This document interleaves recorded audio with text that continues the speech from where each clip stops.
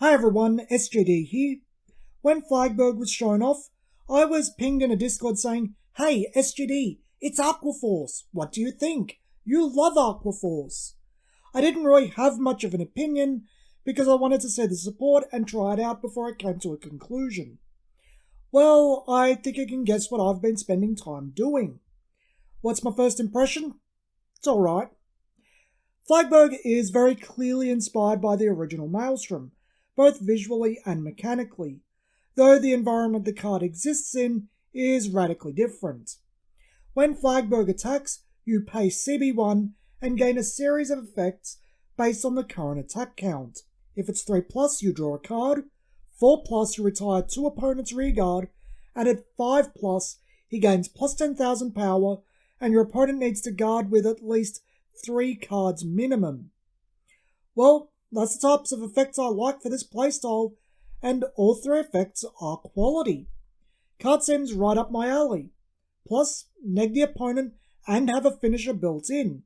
It's actually closer to Maelstrom Greatest Hits in one card, and suits the playstyle well. Play the grind game. It does work fabulously, and I don't have issues with Flagburg itself. Truth be told, if you've followed this channel for a while, you might know I have a deep love of stand triggers. But I didn't feel the loss of them here. Flagburg has no inherent pressure from his effect, so the pressure caused by criticals, even if they can't really be passed on, is desirable. Not my preference, still love my stand triggers, but it all works out okay. I like Flagburg. So downstream from Flagburg we have the 2 multi-attackers, Agrus Blue Dragon and Ascendance Assault. Agrus Blue Dragon has one effect. Once per turn, at the end of the battle where he attacks a rearguard, if Flagburg is your Vanguard, Soul Blast 1 and stand him. Attacking the rearguard is new to me. Usually multi-attackers involve attacking the Vanguard, but I like this approach more. Get rid of an interceptor, don't run into the risk of a trigger, can attack by itself. Plays into Flagburg really well too. Hitting an interceptor takes them down a card, Flagburg is going to take them down 2, that's 3 total, even if they guard. Except it's not all rainbows and sunshines, especially the Soul Blast. After the right chain you only have 1 soul, the starter. There are ways to generate soul.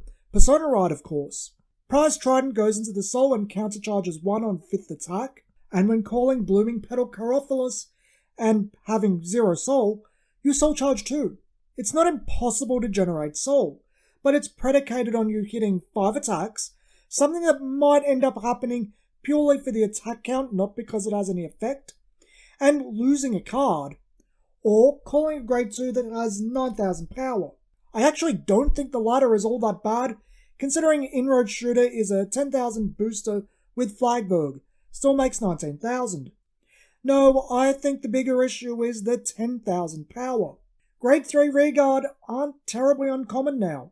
There are ways to address this, but it involves Persona Ride or more minuses. I think that's why Flagburg draws you a card with his first effect. Kind of has to. Otherwise you're draining resources at an alarming rate. Let's just jump over to Ascendance Assault so I can start talking about the attack patterns. Ascendance Assault is part of your ride chain. You get a +2 overall from your ride chain, and unless you don't have an additional copy of Inroad Shooter or Flagburg in your hand, costs you your entire 1 soul. His primary use is as a multi-attacker. Once a turn, when another rearguard attacks the Vanguard, stand him. Ultimately, he ends up in the same place as Agrus Blue. Ascendance attacks a rearguard, other column attacks the Vanguard, Ascendance stands, and attacks as a column to Vanguard. Still the power issue. 10,000 can't hit grade 3 rearguard, or the occasional card with weird power levels. Obviously Persona Ride fixes this, but so do 2 other cards. Conspiring Mutant Admantus and Sylvan Beast Aglio. Admantus is just a 1-turn affair. Call it, gives a rearguard plus 5,000 for the turn. But sometimes that's all you need. Maybe you can Persona next turn. Algeo sucks itself to give 2 of your units plus 5,000 till end of turn, like a mini worse Persona that you have to have space on the board for. Honestly, I prefer Admantus of the 2, but considering how retire heavy the meta is getting, having the space for Algaleo isn't really an issue. It's more of the sack cost taking you down, especially on top of Prize Trident if you get the opportunity to use it. Honestly, I think this is something that will be addressed in later support.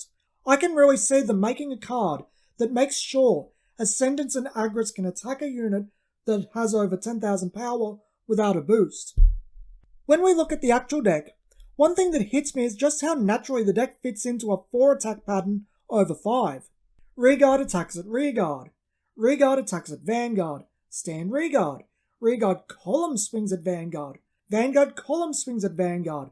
Get your +1. Take them down 3 over the attack to the Rearguard and Flagburg. I feel like Ascendance is the better unit here, only because Soul is such a precious resource. But regardless, this flows really well and doesn't run into too many risks. If that second swing, the one directed at Vanguard, hits a trigger, then the third attack can go to the other Rearguard, leaving just your Vanguard versus Vanguard, who should have enough pressure to push out something. You only need them to have one front row unit with 10,000 or less power. You also don't run out of resources too quickly, or are forcing yourself to take negs to recoup the resources. 4 feels like the ideal grind game. 5 on the other hand feels like the finisher. You need Ascendance and Agris Blue in tandem with each other to hit it. Ascendance Rearguard, Agris Rearguard, Agris Vanguard, Ascendance Vanguard, Flagburg Vanguard. I don't think wasting attacks versus grade 3 matters so much here, unless they gain shield values and intercept. Literally not a threat. It's more the units that have more than 10,000 power and a shield value that you have to worry about.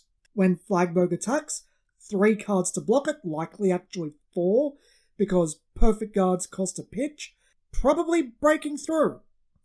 I say this is also the attack you take the loss of Prize Trident, just in case things don't go your way. Recoup resources, plan for the next turn. I think that's something I really like about Flagburg. As I said, he feels like Maelstrom, the greatest hits. But I like that he has general utility and his finisher in one card. I think that's really nifty. I do think over time he'll gain tools to go 5 every single turn. Might become a bit obnoxious, but I do like the general design we have right now. I still have a lot of work to do on the deck in terms of build, but I enjoyed it a lot more than I thought. Till next time, this has been SGD, and thanks for watching.